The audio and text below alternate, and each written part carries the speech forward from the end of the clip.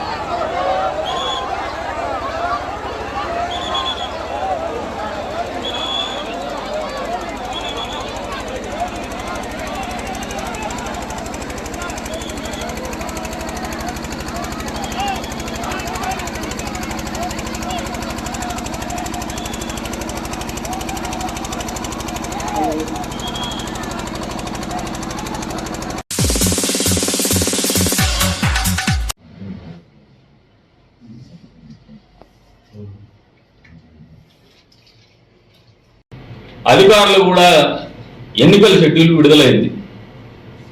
ఎన్నికల షెడ్యూల్ విడుదలైన తర్వాత ఇప్పటిదాకా మీ మీద ఏదైనా ఒత్తిడి ఉంటే కూడా ఈ రోజున మీరు బంధ విముక్తులైనారు, మీ మీద ఒత్తిడి కూడా తగ్గి ఉంటుందని చెప్పేసి మేము ఆలోచన చేసినాం. కానీ ఇప్పటికి కూడా మీరందరూ కూడా అధికార పార్టీకి తొత్తులుగా వ్యవహరిస్తున్నటువంటి తీరుతెన్నుల్ని మేము ఖచ్చితంగా ఎలక్షన్ కమిషన్ దృష్టికి తీసుకోవాల్సినటువంటి పరిస్థితులకు మీరే నెట్టేస్తామన్నారు. ఈ రోజున పాత్రికేయ మిత్రుల ద్వారా వాళ్ళకు కూడా అప్పీల్ చేస్తున్నాను, ఇప్పటికైనా కళ్ళు తెరుచుకోండి.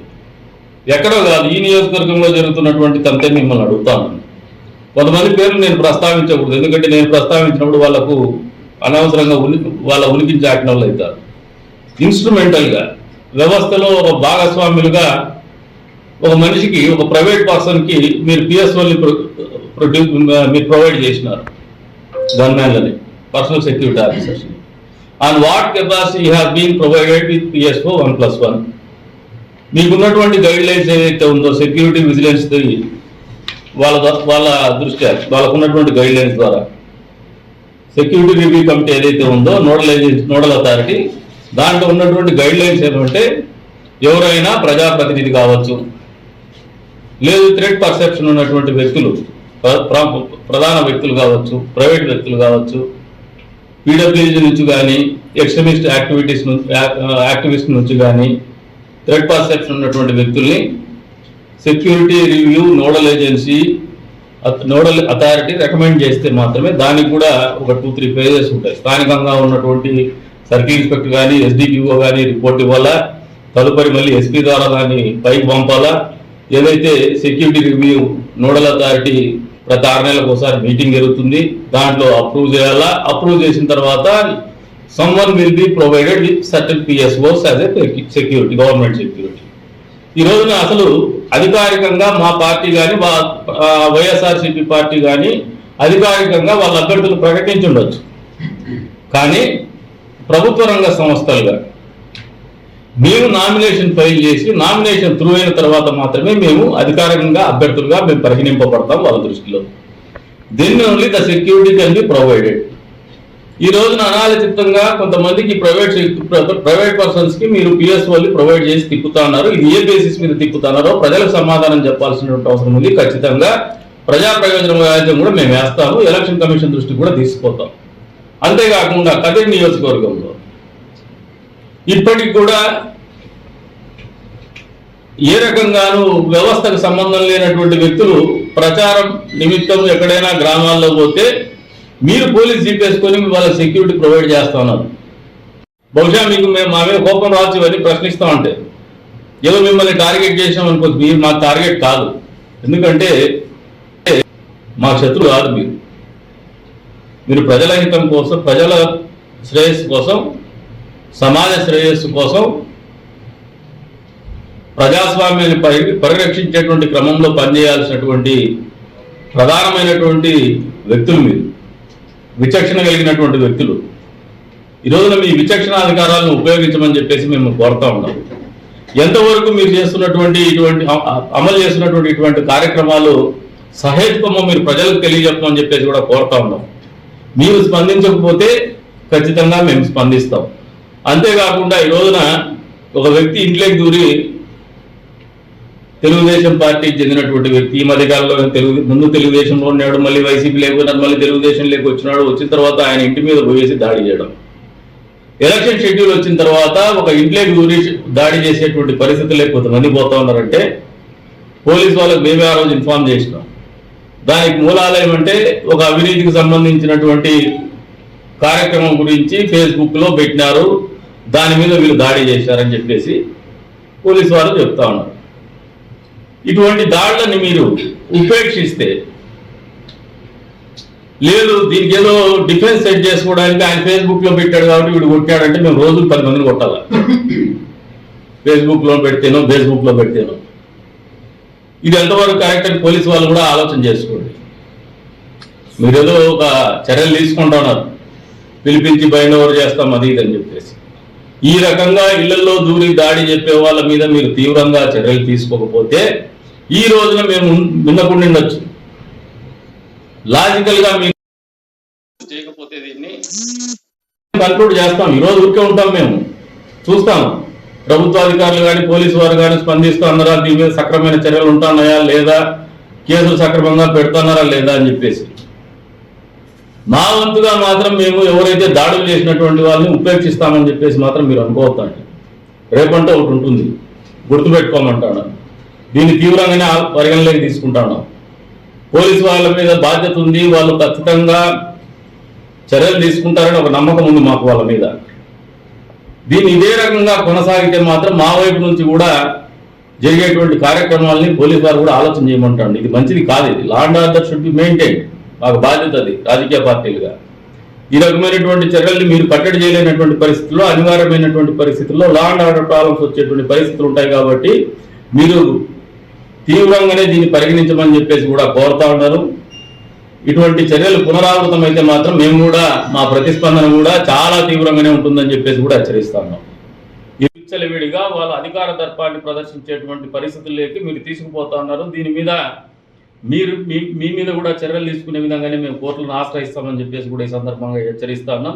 అంతేకాదు, ప్రతి చోట షెడ్యూల్ వచ్చింది. షెడ్యూల్ వచ్చిన తర్వాత ఎలక్షన్ కోడ్ ఉంటుంది. ఎలక్షన్ కోడ్ అమల్లోకి వచ్చిన తర్వాత అధికారము ప్రతిపక్షము ఏమి ఉండవు. అధికార దర్పాలు ప్రదర్శించేటువంటి పరిస్థితులు ఉండవు.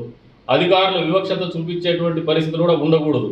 మరి ఈ రోజున ఇటువంటి పరిస్థితుల్లో రాజకీయాలు కానీ కొంతమంది అధికారులు వాళ్లకు ఒత్తాస పలికే విధానం కానీ స్వస్తి పలకమని చెప్పేసి కూడా ఈ సందర్భంగా తెలియజేస్తున్నాము.